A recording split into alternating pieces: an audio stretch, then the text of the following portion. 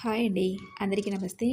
ఈరోజు వీడియోలో మనం వినబోయే కథ ఏంటో తెలుసుకునే ముందు మీ అందరికీ కూడా నాదొక చిన్న రిక్వెస్ట్. కొత్తగా మన ఛానల్ చూసిన వాళ్ళు తప్పకుండా ఒక లైక్ చేసి మీ ఫ్రెండ్స్‌కి, ఫ్యామిలీ మెంబర్స్‌కి షేర్ చేయండి. అలాగే ఇలాంటి మరెన్నో మంచి మంచి కథలను అనుకుంటే ఛానల్‌ని వెంటనే సబ్స్క్రైబ్ చేసుకొని పక్కన ఉన్న బెల్ ఐకాన్‌ని క్లిక్ చేయండి.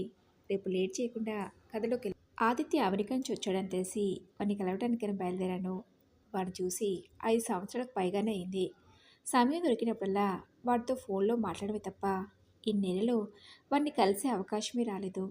వాడిని కలవడానికి హైదరాబాద్లోని పంజాగుట్లో ఉన్న వాళ్ళ ఇంటికి ట్యాక్సీలో వెళ్తున్న నాకు చిన్నప్పటి నుంచి వాడితో వాళ్ళ అమ్మ నాన్నలతో నాకున్న అనుబంధం గుర్తొచ్చి నా గతాన్ని గుర్తు చేసుకున్నాను. ఆద్య వాళ్ళ నాన్న రఘుపతి ఇన్కమ్ ట్యాక్స్ ఆఫీసర్, వాళ్ళ అమ్మ ఉష, ఆవిడ ఒక గవర్నమెంట్ స్కూల్లో టీచర్. ఆ అమ్మ వాళ్ళిద్దరూ పనిచేస్తేనే కానీ పూట గడవని పరిస్థితి మా కుటుంబాన్ని. అమ్మ ఆదిత్య వాళ్ళ ఇంట్లో వంట మనిషి. ఉదయాన్నే ఆదిత్య వాళ్ళ ఇంటికి పనికి వెళ్తూ నన్ను తన వెంట తీసుకుని వెళ్ళేది. వాళ్ళ అబ్బాయి ఆదిత్య నేను ఒకే వయసు వాళ్ళు అవటంతో మా మధ్య స్నేహం కుదిరింది. నాకు 5 ఏళ్ల వయసున్నప్పుడు అనుకోకుండా జరిగిన ఒక సంఘటనలో ప్రమాదవశాత్తు నా గొంతు మూగపోయింది. అప్పుడప్పుడే మాటలొస్తున్న నా మాటలు విని పొంగిపోయే అమ్మ నాళ్ళిద్దరూ నేనిక మాట్లాడలేకపోవడం చూసి తట్టుకోలేకపోయారు. హాస్పిటల్లో చూపిస్తే ఆపరేషన్ చేయాలని, అందుకు బోలెడు డబ్బు ఖర్చు అవుతుందనడంతో అంత స్తోమత లేక డబ్బు సమకూర్చాక ఆపరేషన్ చేద్దామనుకున్నారు మా అమ్మా నాన్నలు. ఆ అమ్మా నాన్నలతో ఏదైనా చెప్పాలంటే సైగలతో చెప్పడం నేర్చుకున్నాను. నా పరిస్థితి అర్థం చేసుకున్న ఆదిత్య కూడా నాతో ఏదైనా మాట్లాడాలంటే సైగలతోనే చెప్పేవాడు. అలా మేమిద్దరం రోజు ఉదయం సైగలతో మాట్లాడుకుంటూ ఆడుకునేవాళ్ళం. నాతో మాట్లాడిన అలవాటుతో ఆదిత్య వాళ్ళ అమ్మ నాన్న దగ్గర కూడా అలాగే సైగలతో మాట్లాడడం మొదలుపెట్టేసరికి ఆదిత్య వాళ్ళమ్మ ఏంటదంతా, మాతో ఏది మాట్లాడినా ఇలా సైగలతోనే చెప్తున్నావేంటి అని అడిగింది. అందుకు ఆదిత్య, ఇదంతా నేను వాసుని చూసి నేర్చుకున్నాను. వాడు నేను ఆడుకుంటప్పుడు నాతో వాడు ఏది చెప్పాలన్నా ఇలాగే సైగలతోనే చెప్తున్నాడు. నాకు అదే అలవాటైంది అన్నాడు. విషయం ఏంటో తెలుసుకోవాలని ఆదిత్య వాళ్ళ అమ్మగారు మా అమ్మ అడిగింది. ఏంటి జానకి, నీ కొడుకుకి మాటలు రావా? అన్నీ సైగలతోనే చెప్తున్నాడు అని. అందుకమ్మ, వాడు మమ్మల్ని అమ్మ నాని అని పిలవడం మొదలుపెట్టిన కొద్ది రోజులకే అనుకోకుండా జరిగిన ఒక సంఘటనలో వాడి గొంతు మూగబోయిందమ్మా. ఆపరేషన్ చేస్తే తిరిగి మాట్లాడతాడటమ్మా. కానీ అందుకు డబ్బు ఖర్చు అవుతుందంటే అంత భరించేంత స్తోమత లేక వాడిని అలాగే వదిలేశామని చెప్పింది. నన్ను చూసి ఆదిత్య కూడా అలా చేయడం ఆదిత్య వాళ్ళ అమ్మగారికి ఇబ్బందిగా అనిపించింది. అమ్మకి చెప్దామనుకుంది. జానకి, రేపటి నుంచి వీన్ని తీసుకొని పనిలోకి రాకు అని. కానీ అమ్మ అందుకు బాధపడుతుందేమోనని చెప్పలేదు. అలా కొన్ని రోజుల తర్వాత ఓ రోజు ఆదిత్య వాళ్ళ అమ్మగారు అమ్మతో చెప్పింది. అంబర్పేటలో నాకు తెలిసిన గవర్నమెంట్ స్కూల్ ఒకటి ఉంది. అది ముఖ్యంగా మూగా చెవిటి పిల్లల కోసం. అందులో హాస్టల్ ఫెసిలిటీ కూడా ఉంది. వాసుని అందులో చేర్పిస్తే అందరిలా వాసు కూడా బాగా చదువుకున్నాడు కదా, ఏమంటావు జానకి అని. అందుకమ్మ చాలా సంతోషించింది. నా కొడుక్కి మంచి చదువు చెప్పించాలనున్నా మాటలు రాని విని ఏ స్కూల్లో జాయిన్ చేయాలని బాధపడుతున్న నాకు మీరు చెప్పింది విన్నాక చాలా సంతోషంగా ఉందమ్మా అంటంతో ఆ మరుసటి రోజే ఆద్య వాళ్ళ అమ్మగారు మా అమ్మని నన్ను తీసుకుని ఆ స్కూల్కి వెళ్ళారు. అక్కడ వాళ్ళతో మాట్లాడి నన్ను ఆ స్కూల్లో జాయిన్ చేయించింది. ఆ వయసులో అమ్మాళ్ళకు దూరంగా ఉండడం నా మనసు కష్టంగా అనిపించినా రాను రాను అంతలా నేను చదువుకోగలుగుతున్నానని సంతోషం కలిగింది. పండగలకి సెలవులకి ఎప్పుడైనా నేను ఇంటికి వస్తే ఆత్మీయ కలవడానికి అమ్మతో వాళ్ళ ఇంటికి వెళ్ళేవాడిని. అలా నేను వెళ్ళినప్పుడు వాళ్ళ అమ్మగారు నన్ను ప్రేమగా దగ్గర తీసుకుని నాకు కావాల్సింది ఏదో ఒకటి నా చేతిలో పెట్టేది. అలా అదే స్కూల్లో 10th క్లాస్ వరకు చదివాను. ఓ రోజు ఒక స్వచ్ఛంద సంస్థ వాళ్ళు మూగా చెవిటి వాళ్ళకు ఉచితంగా ఆపరేషన్ చేపిస్తున్నారనే విషయం పేపర్లో చూసి వాళ్ళ అమ్మగారే మా అమ్మకు చెప్పడంతో మా అమ్మని అక్కడికి వెళ్ళి నా పేరు రిజిస్ట్రేషన్ చేయించారు. ఆ తర్వాత 2 రోజుల్లోనే నాకు ఆపరేషన్ పూర్తయింది. నేను తిరిగి మునుపట్ల మాట్లాడగలుగుతున్నానని అందరూ చాలా సంతోషించారు. అప్పటికే 10వ తరగతిలో మంచి మార్కులతో పాస్ అయిన నేను ఇంటర్ కూడా పూర్తి చేసి ఎంసెట్లో మంచి ర్యాంక్ రావడంతో ఇంజనీరింగ్లో చేరాను. కాలేజీకి వెళ్తూ సాయంత్రం పూట ఇంటి దగ్గరే కొంతమంది పిల్లలకి ట్యూషన్ చెప్తూ ఆ అమ్మ నాన్నలకి సాయంగా ఉన్నాను. ఓ రోజు మా నాన్న, ఒరే వాసు, నువ్వు బాగా చదువుకుని అమెరికాకి వెళ్తే అమెరికాలో పెద్ద ఉద్యోగం చేస్తున్నానని అందరికీ గర్వంగా చెప్పుకొని ఉందిరా అని. నాన్న మాటలకి నాకు నవ్వొచ్చింది. అమెరికాకి వెళ్ళాలంటే మాటల నాన్న, పోలే డబ్బు కావాలి, అంత డబ్బు మన దగ్గర ఎక్కడిది అన్నాను. అందుకు నాన్న, విదేశాల్లో చదువుకోవాలనుకునే వాళ్ళకి బ్యాంకులు ఏవేవో లోన్స్ ఇస్తాయట కదా, ఎక్కడో విన్నానురా, నీకు ఉద్యోగం వచ్చాక తీర్చుచుట్టు కదా, దాని గురించి నీకేమైనా తెలుసా అడిగాడు. ఓ, అదా, అవునన్నా, విదేశాలకు వెళ్ళనుండి అంత స్తోమత లేని వాళ్ళకు బ్యాంకులు కొన్ని రుణాలు ఇస్తుంది. దాన్ని ఎడ్యుకేషన్ లోన్ అంటారు. ఆ లోన్ని తిరిగి తీర్చడానికి కొంత సమయం ఇస్తారు. ఈలోగా నాకు ఉద్యోగం వస్తే నెల నెలా కొంత డబ్బు కట్టి లోన్ని తీర్చుకోవచ్చు. లేదంటే అసలు వడ్డీ కలిసి చాలానే అవుతుంది. అది కూడా షూరిటీ మీదనే ఇస్తారు. ఎవరైనా గవర్నమెంట్ ఉద్యోగంలో ఉన్న వాళ్ళు షూరిటీ సంతకం పెడితేనే ఇస్తారు. మనకెవరున్నారు నాన్న, అది అయ్యే పని కాదులే అన్నాను. అందుకు నాన్న, నీ మీద నాకు నమ్మకం ఉందిరా, నువ్వు బాగా చదువుకుని పెద్ద ఉద్యోగం చేస్తావని, అప్పుడు ఆ లోన్ని తీర్చడం ఏమంత పని అన్నాడు. మరి మనల్ని నమ్మి షూరిటీ సంతకం ఎవరు పెడతా నాన్న అడిగాను. అందుకు నాన్న, మొదటి నుంచి మన కుటుంబానికి ఎంతో సహాయం చేసిన ఉషా అమ్మగారు ఉందిగా, మీ అమ్మ అడిగితే ఆవిడ కాదనే నమ్మకం నాకుంది. ఇంతకు నీకు అమెరికా వెళ్ళడం ఇష్టమే కదా అడిగాడు. అందుకు నేను, నాన్న అది, నిన్ను అమ్మను వదిలి నేనంత దూరం వెళ్ళి ఏం సాధిస్తాను, ఇక్కడే ఉండేదైనా ఉద్యోగం చేసుకుంటాను నాన్న అన్నాను. నా మాటలకి నాన్న, ఒరే వాసు, ఈ నాన్న కొడుక తీర్చలేవా అడిగాడు. నాన్న అంతలు అడుగుతుంటే కాదనలేకపోయాను. కొన్ని రోజులు అమెరికాలో ఉద్యోగం చేసి తిరిగొచ్చి అమ్మ నాన్నని బాగా చూసుకోవచ్చు కదా అనుకుని, అందుకు నేను సరే అన్నాను. నా ఇంజనీరింగ్ పూర్తయింది. ఆ అమ్మ అడగటంతో ఉషా అంటే ఎడ్యుకేషన్ లోన్ తీసుకోవడం కోసం షూరిటీ సంతకం పెట్టడానికి ఒప్పుకుంది. ఆ తర్వాత కొన్ని రోజులకి లోన్ రావడంతో అమెరికాకి వెళ్ళిపోయాను. ఎంఎస్ చేస్తూ పార్ట్ టైం ఉద్యోగం చేశాను. ఎంఎస్ అయిన కొన్ని రోజులకే మంచి ఉద్యోగం దొరకడంతో చేరిపోయాను. నెల నాకు వచ్చే జీతంతో కొంత డబ్బుని అమ్మ నాన్నకి పంపుతూ మిగతా డబ్బులని లోన్ తీర్చడానికి కట్టేవాడిని.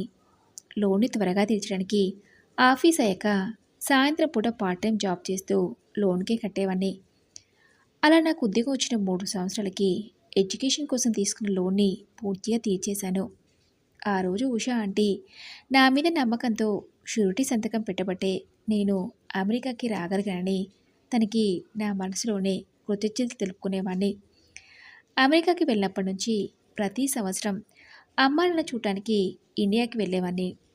మొదటిసారి ఇండియాకి వెళ్ళినప్పుడు ఉషా ఆంటీని ఆతిథ్యాన్ని కలవడానికి ఆ మరుసటి రోజు ఉత్సాహంగా బయలుదేరుతున్న నాకు ఆ అమ్మ చెప్పింది, ఆదిత్య వాళ్ళ అమ్మగారు రిటైర్డ్ అయ్యాక వాళ్ళు ఇక్కడ ఉండట్లేదురా, బహుశా వాళ్ళ సొంత ఊరికి వెళ్ళారనుకుంటా.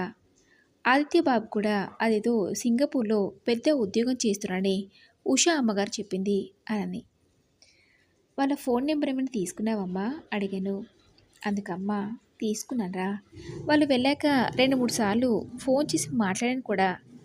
అసలు ఆవిడే లేకుంటే నువ్వు ఈరోజు ఇలా ఉండేవాడివా, నువ్వు ఈరోజు ఇలా మాట్లాడగలుగుతున్నావన్నా, బాగా చదువుగా అమెరికాలో ఉద్యోగం చేస్తున్నావన్నా అంతా ఆవిడదే కదా. ఆవిడే కనుక చెప్పుకుంటే మాటల్లో నిన్ను స్కూల్లో జాయిన్ చేయాలని ఆలోచన కూడా నాకు మీ నాన్నకు రాకపోయేదేమో. ఏమిచ్చి ఆవిడ రుణం తీర్చుకోగలం. వాళ్ళు ఎప్పుడూ సంతోషంగా ఆరోగ్యంగా ఉండాలని ఆ దేవుణ్ణి కోరుకోవడం తప్ప. నువ్వు వచ్చే ముందు నా ఫోన్ పాడయి అందులో ఉన్న నెంబర్లన్నీ పోయాయి. ఆదిత్య అమ్మగారు చేస్తే తప్ప మళ్ళీ ఆవిడతో మాట్లాడలేమో అంది అమ్మ. ఆ తర్వాత కొన్ని రోజులుండి అమెరికాకి తిరిగి వెళ్ళిపోయాను. ఫేస్బుక్ ద్వారా ఆదిత్య నెంబర్ తెలుసుకున్నాను. తను సింగపూర్లో ఉంటున్నాడని, ఈసారి ఇండియాకి వచ్చినప్పుడు కలుద్దామన్నాడు. ఆ ఆంటీని గురించి అడిగితే అమ్మ నాన్న రిటైర్డ్ అయ్యాక మా సొంతూరికి వెళ్ళారు. అక్కడ నానమ్మ తాతయ్యల తాలూకా ఆస్తులను చూసుకోవడానికి కొంతకాలం అక్కడే ఉండి హైదరాబాద్కి వచ్చేస్తామన్నారని చెప్పాడు ఆదిత్య. అమెరికాలో కొంతకాలం ఉండి ఇండియాకి తిరిగి వచ్చేద్దామనుకున్న నేను అక్కడ లైఫ్ స్టైల్కి అలవాటు పడి రాలేకపోయాను. అమెరికాలో ఓ తెలుగు అమ్మాయితో అయిన పరిచయం కొంతకాలానికి ప్రేమగా మారటంతో అమ్మ నాన్నల అంగీకారంతో పెళ్లి చేసుకున్నాను. ఇండియా ప్రస్తావనించిన ప్రతిసారి నాకు ఆదిత్య వాళ్ళ అమ్మగారే గుర్తొస్తుంది. తను చేసిన సహాయం నన్ను ఏ స్థాయి నుంచి ఏ స్థాయికి ఎదిగేలా చేసింది. ఆ అమ్మ నాకు ఎప్పుడు ఫోన్ చేసినా తన గురించి అడగకుండా ఫోన్ పెట్టేసేవని కాదు. ఈరోజు ఈ స్థాయిలో ఉండడం చూసి తను ఎంత సంతోషిస్తుందో. ఈసారి ఇండియాకి వెళ్ళినప్పుడు ఎలాగైనా ఆ ఆంటీని కలవాలి అనుకున్నాను. ఆ అమ్మ నాన్నలకి నేను ఒక్కనే కొడుకును. నాకు ఊహ తెలిసినప్పటి నుంచి కష్టాలు తప్ప వాళ్ళ జీవితంలో ఎన్నడూ సుఖపడ్డది లేదు. ఈ వయసులోనైనా వాళ్ళకి ఏ లోటు రాకుండా సంతోషంగా ఉంచాలని ఆ అమ్మ నాన్నల్ని నాతో పాటు అమెరికాలో ఉండడానికి కావాల్సిన ఏర్పాట్లనే చేశాను. వీసాకి అప్లై చేసి వాళ్ళిద్దరినే అమెరికా తీసుకెళ్ళడానికి నేను ఇండియాకి వచ్చి 10 రోజులైంది. నిజానికి ఆ అమ్మ నాన్నలిద్దరినే అమెరికాకి రమ్మని ఉండొచ్చు. ఇన్ని రోజులు వాళ్ళు ఇండియాలో ఉన్న కారణంగా ఉషా ఆంటీని తిరిగి కలిసే అవకాశం ఉండేది. ఇప్పుడు ఆ అమ్మాళ్ళిద్దరూ అమెరికాకు వస్తే నేను ఇక ఇండియాకి వచ్చే ముఖ్యమైన పనులే ఉంటాయి. అందుకే ఆ ఆంటీని ఒకసారి కలిసి కృతజ్ఞతలు చెప్పి ఆ అమ్మాయిని తీసుకెళ్దామని ఇండియాకి వచ్చాను. ఆదిత్య కూడా నిన్నే సింగపూర్ నుంచి వచ్చాడని తెలిసి కలవడానికి వాళ్ళ ఇంటికి బయలుదేరాను. డ్రైవర్ సడన్ బ్రేక్ వేయడంతో ఒక్కసారిగా ఉలికిపడి గతం నుంచి తేరుకున్న నాకు, సార్ మీరు చెప్పిన అడ్రస్ ఇదేనా అని అడిగాడు. ఎదురుగా ఆదిత్య వాళ్ళ ఇల్లు కనిపించింది. ఏం మాలేదు. ఆ ఇంటి గేట్ వైపు చూశాను. రోజు ఉదయాన్నే ఇంకా పూర్తిగా తెల్లవారక ముందే ఆ అమ్మ నేను ఆ గేట్ తీసుకుని లోపలికి వెళ్ళేవాళ్ళం. ఇప్పుడు నేను ఒక్కనే అలానే గేట్ తీసుకుని లోపలికి వెళ్ళాను. ఆ ఇంటి ముందున్న గార్డెన్లో రంగురంగుల పూల మొక్కల నడుమ పెద్ద ఉయ్యాల ఇప్పటికి ఇంకా అలాగే ఉంది. నా చిన్నప్పుడు నేను ఆదిత్య అక్కడే కూర్చుని ఆడుకునేవాళ్ళం. అవన్నీ గుర్తు చేసుకుంటూ ఇంటి మెయిన్ రోడ్ దాకా వెళ్ళి బెల్ కొట్టడంతో ఉషా ఆంటీనే తలుపు తెరిచింది. నన్ను చూసి, ఎవరు బాబు నువ్వు అడిగింది. చాలా సంవత్సరాలైంది కదా, నన్ను గుర్తుపట్టలేదనుకుంటా. నేను వాసునాంటీ, మీ ఇంట్లో పనిచేసిన జానకి కొడుకుని అని తన 2 కాళ్ళకి నమస్కరించాను. వాసు, నువ్వా, పైకిలే బాబు అని తన 2 చేతులతో నన్ను దగ్గర తీసుకుని, ఇంతకాలం చూసి బాగున్నావా వాసు అడిగింది ఆప్యాయంగా. తను అలా చూస్తుంటే ఆ సమయంలో తన కళ్ళలోని సంతోషాన్ని నేను ముందెన్నడూ చూడలేదు. నేను బాగున్నానంటీ, మీరు ఎలా ఉన్నారు, మీ ఆరోగ్యం ఎలా ఉంది అడిగాను. ఆ దేవుడి దయవల్ల అంతా బాగుంది వాసు. మొన్నే మీ అమ్మ వచ్చి కలిసెళ్ళింది. ఇంతకాలం మేము మా సొంతూరులోనే ఉన్నాం కదా, అక్కడ వైద్య సదుపాయాలు లేక ఇబ్బంది అవుతుందని తిరిగి హైదరాబాద్కి వచ్చేసాం. ఆదిత్య చెప్పాడు. వాసు కూడా ఇండియాలోనే ఉన్నాడట అని. అమ్మాయిని కూడా అమెరికా తీసుకెళ్తున్నామట కదా, చాలా సంతోషం వాసు. ఎంత ఎదిగిపోయావు. ఈరోజు నేను ఇలా చూస్తుంటే నాకు చాలా సంతోషంగా ఉంది అంది ఉషా ఆంటీ. అందుకు నేను, ఇదంతా నాకు మీరు పెట్టిన భిక్షే కదా ఆంటీ. నా చదువుకి, ఆపరేషన్కి, చివరికి నేను అమెరికా వెళ్ళడానికి కూడా మీరే సహాయం చేశారు. ఏమిచ్చి మీ రుణం తీర్చుకోను ఆంటీ అన్నాను. ఇందులో నేను చేసింది ఏముంది వాసు, మాట సాయం తప్ప. నాకు ఆదిత్య ఎంతో నువ్వు అంతే.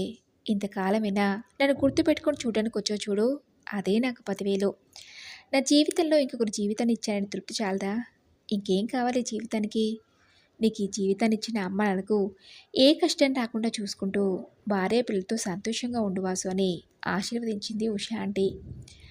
ఆదిత్య ఇంట్లో ఎక్కడ కనిపించకపోవడంతో ఆదిత్య లేడా ఆంటీ అడిగాను. వచ్చేస్తున్నాడు వాసు, వాళ్ళ నాన్నగారితో బయటికి వెళ్ళాడు. చాలాసేపు అయింది కదా, ఈ పాటికి వచ్చేస్తుంటాడని. ఇంకేంటి అమెరికా కబుర్లు అని అడిగేలోపే పనమ్మాయి కాఫీ తెచ్చిచ్చింది. కాఫీ తాగుతూ ఆంటీతో కాసేపు కబుర్లు చెప్తుండగా ఆదిత్య వాళ్ళ నాన్న ఇంటికి తిరిగి వచ్చారు.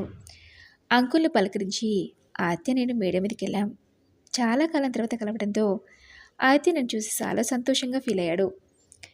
మాటల మధ్యలో, ఆదిత్య, ఆంటీ అంకుల్ని అమెరికా తీసుకెళ్తున్నామని అమ్మ చెప్పింది. ఎప్పుడు ప్రయాణం అడిగాడు ఆదిత్య.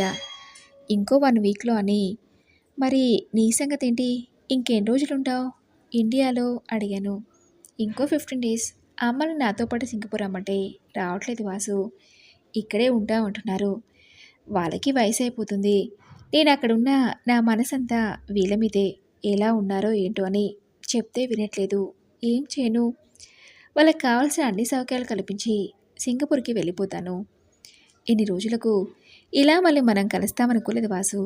అప్పుడప్పుడు ఫోన్ చేస్తూ ఉండు, సరేనా అన్నాడు ఆదిత్య. సరే అని చెప్పి ఆదిత్య నేను కాసేపు మాట్లాడుకుని అక్కడి నుంచి బయలుదేరాను. మరి తండ్రి రోజు కథ, ఈ కథపై మీ విలువైన అభిప్రాయాన్ని నాతో కామెంట్ బాక్స్లో షేర్ చేసుకోండి. అలాగే ఈ కథ మీకు నచ్చింది అనుకుంటున్నాను. నచ్చితే తప్పకుండా ఒక లైక్ చేసి మీ ఫ్రెండ్స్కి, ఫ్యామిలీ మెంబర్స్కి షేర్ చేయండి. అలాగే ఇలాంటివైనా మంచి మంచి కథలను అనుకుంటే ఛానల్ని వెంటనే సబ్స్క్రైబ్ చేసుకొని పక్కన ఉన్న బెల్ ఐకాన్ని క్లిక్ చేయండి. నెక్స్ట్ వీడియోలో మరొక మంచి కథతో కలుసుకుందాం. Thank you for listening.